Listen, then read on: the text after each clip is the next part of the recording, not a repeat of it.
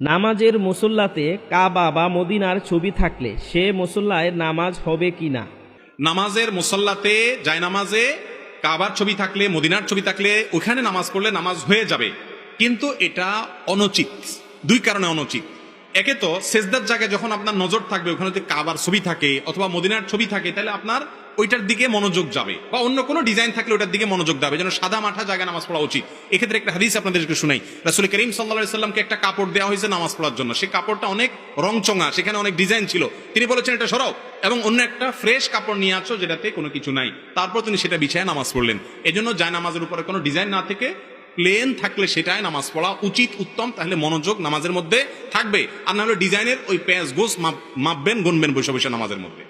কথা বুঝে আসছে?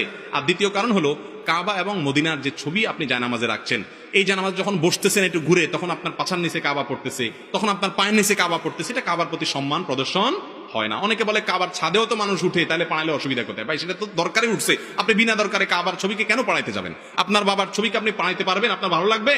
তাহলে কাবাকে কেন আপনি জায়নামাজে রেখে পাড়াবেন এবং মানে আপনার তার উপরে বসবেন? এই কাজগুলো করা উচিত নয়। প্লেন জায়নামাজের উপর নামাজ পড়বেন।